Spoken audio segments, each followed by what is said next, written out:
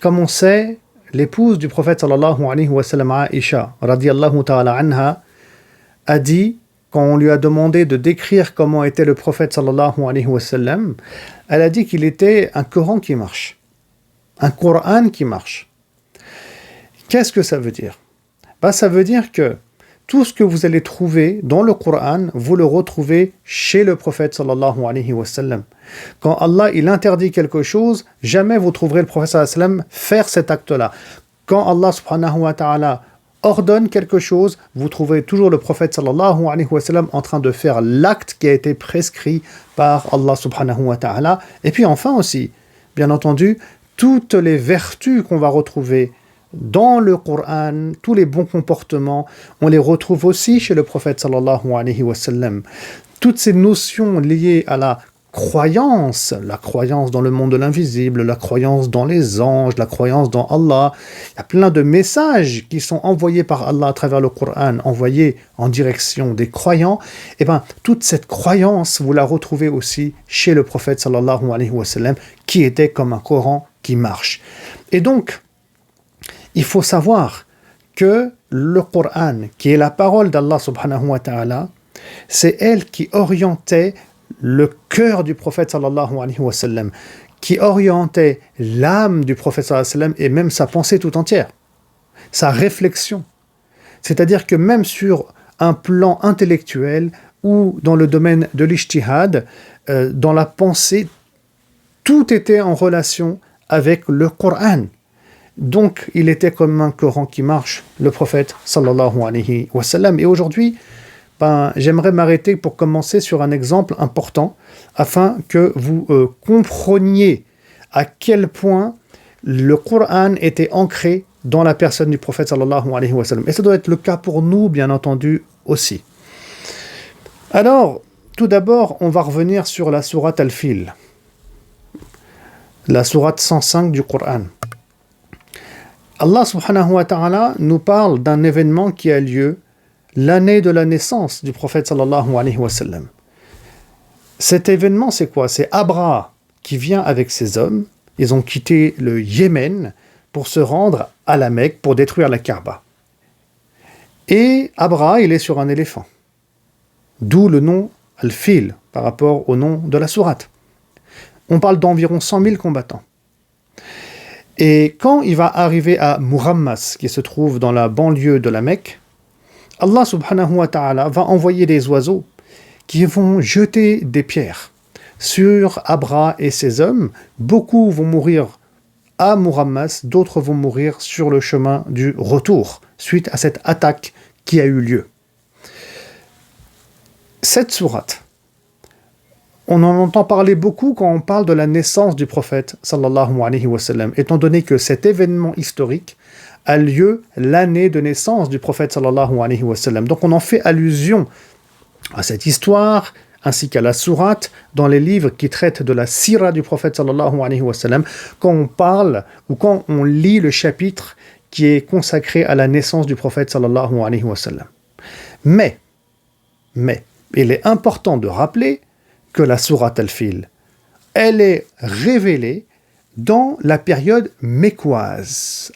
Là c'est autre chose. C'est observer la sourate sous un autre angle. C'est-à-dire que le prophète sallallahu alayhi wa sallam, vous savez, il a reçu la révélation à l'âge de 40 ans, les 13 premières années de révélation, il les passe à la Mecque et ensuite il part à Médine. Et le prophète sallallahu alayhi wa sallam, quand il était à la Mecque, donc la période dite mécoise, c'était quoi le contexte? C'était un contexte où les musulmans, ils étaient peu nombreux, ils étaient quelques centaines, alors qu'il y a 10 000 habitants quand même à la Mecque. On est dans un contexte où il y a 360 dieux qui sont adorés, des statues, donc on a des idolâtres qui sont présents, et on est dans un contexte où les notables de la Mecque persécutent le prophète sallallahu alayhi wa sallam, persécutent les croyants, les compagnons. Donc la vie, elle est très difficile pour les croyants à la Mecque. Et puis le prophète Mohammed sallallahu alayhi wa sallam, il a un message qui doit transmettre à l'humanité, mais on l'empêche parce qu'on le persécute, parce qu'on le calomnie. Et donc le prophète sallallahu alayhi wa sallam, il se retrouve face à énormément de difficultés. D'ailleurs, on rapporte que lorsque venait la saison du pèlerinage à la Mecque, et il y avait Abu Lahab qui était à côté du prophète sallallahu alayhi wa sallam et qui criait « Ne l'écoutez pas, c'est un menteur ». Donc regardez les difficultés qu'il a rencontré le prophète sallallahu alayhi wa sallam. C'est dans ce contexte-là que Allah subhanahu wa ta'ala va révéler la sourate Al-Fil. Donc, Alam tara kayfa fa'ala rabbuka bi ashabil fil? N'as-tu pas vu comment ton Seigneur il a agi envers les gens de l'éléphant? Hein? N'a-t-il pas et Alam yaj'al kaydahum fi tadlil? N'a-t-il pas rendu leur ruse complètement vaine? Hein? Wa arsala alayhim tayran ababil, et envoyé sur eux des oiseaux par volée. Tarmihim bihijara min sijil, qui leur lançait des pierres d'argile, faja'alahum ka'asfin ma'kul, et les a rendus semblables à une paille mâchée. Vous voyez, Allah subhanahu wa ta'ala, il lui dit, tu le sais ça, tout ça. Tu l'as observé, tu le connais, tout le monde en parle, cet événement a marqué l'histoire de la Mecque. Hein? Alors qu'est-ce qu'il dit ici, Allah au prophète sallallahu alayhi wa sallam? Allah subhanahu wa ta'ala, il lui dit que donc tu n'as pas de souci à te faire. Continue à transmettre l'islam à l'humanité. Ne te préoccupe pas de tes adversaires, car Allah, il a anéanti Abra et ses hommes. Ils étaient plus de 100 000, je le ressouligne, et en face, il n'y avait personne. Et donc, même si en face de toi, ils sont des milliers à te combattre, à te calomnier et à vous persécuter, ne t'inquiète pas, car Allah, il est capable de les anéantir. Même si vous, les croyants et les musulmans, vous êtes très très peu nombreux en fait. Parce que, et on le sait à travers d'autres versets du Coran, la quantité de croyants, le nombre de croyants n'a aucun impact dans la notion de réussite ou dans la notion de victoire, car Allah, il est avec ceux qui le suivent. Allah, il est avec les croyants véridiques, même s'ils ne sont pas nombreux. D'ailleurs, on sait aussi quand on retourne à Ibn Hisham et à d'autres ouvrages, que lorsque Abra est venu avec ses hommes, on avait des individus de la Mecque accrochés à la Kaaba, dont le grand-père du prophète sallallahu alayhi wa sallam, qui est Abd al-Muttalib, et ils invoquaient Allah pour qu'il défende la Kaaba, qui est la demeure d'Allah subhanahu wa ta'ala. Et sans doute que Abd al-Muttalib était croyant, sans doute que les gens qui invoquaient Allah à ce moment-là étaient des croyants monothéistes qui étaient restés sur la voie d'Ibrahim alayhi as-salam.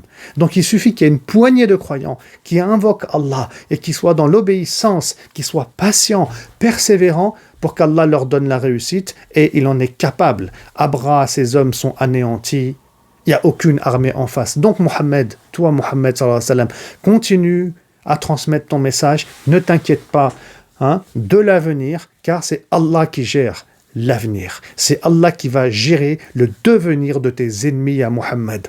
Eh bien, vous voyez, ça, c'est la compréhension, ou une partie de la compréhension de la sourate Al-Fil qui va impacter le prophète sallallahu alayhi wa sallam. C'est là l'influence du Coran sur la personne du prophète sallallahu alayhi wa sallam. C'est-à-dire que cette compréhension-là, il l'a dans ses veines, le messager de Dieu sallallahu alayhi wa sallam. Et toute sa vie, il va avancer avec cette vision théologique et réel. Et c'est pour ça que le prophète sallam, il lui importera peu que les musulmans ne soient pas nombreux sur le champ de bataille face à leurs ennemis. On parle d'environ 300 musulmans à Badr, alors qu'en face ils sont un peu plus de 1000. Ça importe peu, du moment qu'on est patient, persévérant et qu'on invoque Allah subhanahu wa ta'ala. Ça c'est l'impact de la sourate Al-Fil sur la vision du prophète sallam, sur la compréhension du prophète sallam, sur le cœur du prophète sallallahu alayhi wa sallam. Plus tard, lors d'une bataille qui s'appelle la bataille des coalisés, Al-Ahzab, le prophète sallallahu alayhi wa sallam, il va vivre un événement un peu similaire de ce qui s'est passé dans Surat Al-Fil avec Abra et ses hommes. Alors je vais vous résumer ce qui s'est passé. Vous savez, la bataille des coalisés, c'est tous les ennemis du prophète sallallahu alayhi wa sallam qui se sont rassemblés pour attaquer la ville de Médine. On a les Qurayshites qui sont là, on a les Juifs de Khaybar, les Bani Nadir, on a les Ratafan, on a les Bani Asad et d'autres encore. Ils étaient environ 10 000. Ils ont attaqué la ville de Médine. Ils ne pouvaient pas passer par l'est, ils ne pouvaient pas passer par l'ouest de la ville non plus parce qu'il y a des roches volcaniques. Donc ils pouvaient passer par le nord ou par le sud. Par le sud, ils ne pouvaient pas en réalité, parce qu'on avait une tribu, la tribu des Bani Qurayza, qui était alliée aux musulmans de Médine, qui devait défendre le sud et se battre aux côtés des musulmans. Donc il ne restait plus que le nord. C'est là que le prophète sallallahu alayhi wa sallam va faire un grand fossé au nord de la ville de plus de 2 kilomètres, afin que ses ennemis, donc 10 000 combattants quand même, ne puissent pas rentrer dans la ville de Médine pour massacrer les musulmans. Qu'est-ce qui va se passer un peu plus tard lors de cette bataille? La tribu qui était au sud de la ville, les Bani Qurayza, ils vont trahir les musulmans et ils vont s'allier aux coalisés qui étaient au nord. Ça fait que les coalisés vont pouvoir rentrer par le nord en traversant le fossé qui était au nord donc, et en même temps ils vont pouvoir rentrer par le sud de la ville de Médine. Et ils savent tous ici, les ennemis du prophète sallallahu alayhi wa sallam, que les musulmans, ils sont pas assez nombreux pour être aussi bien sur le front nord au niveau du fossé, pour surveiller, que sur le front sud. Et là, les jeux sont faits. Il n'y a absolument rien à faire. On a plus de 10 000 personnes maintenant avec les Bani Qurayza en plus qui vont attaquer les musulmans. En sachant que le nombre d'habitants à Médine à l'époque, selon le docteur Hamidullah, est de 10 000. Et donc le prophète sallallahu alayhi wa sallam, il va invoquer Allah subhanahu wa ta'ala pour qu'il lui vienne en aide alors qu'il ne peut plus rien faire. Et là, Allah, il va gérer la situation. Mais cette fois-ci, Allah subhanahu wa ta'ala, il ne va pas envoyer des oiseaux qui vont lancer des pierres comme Allah a agi contre Abra et ses hommes pour défendre la Kaaba. Non, cette fois-ci, Allah il va agir autrement. Tout d'abord, il va guider à l'islam une personne qui était présente dans les coalisés. Et cette personne s'appelle Nu'aym. Il appartenait à la tribu des Ghatafan. Et cette personne se convertit à l'islam. Et c'est Allah qui guide qui il veut. Subhanallah. C'est Allah subhanahu wa ta'ala qui guide qui il veut. Et là, il a guidé Nu'aym, qui va créer la zizanie entre les coalisés. Il va les tromper. Ils vont se disputer. Il y aura plus de confiance entre les tribus présentes dans les coalisés. Et puis ensuite, Allah subhanahu wa ta'ala, comme il le dit dans la sourate Al-Ahzab, il va envoyer un ouragan, une tempête sur les coalisés, glaciale, avec la présence des armées de Dieu, Al-Junud, c'est-à-dire les anges, qui vont mettre de la frayeur dans les cœurs. Et c'est ainsi que les coalisés et tous les ennemis du prophète sallallahu alayhi wa sallam vont partir. Là aussi, c'est Allah subhanahu wa ta'ala qui a agi. Qui a agi comment? En guidant à l'islam Nu'aym et aussi en envoyant une tempête.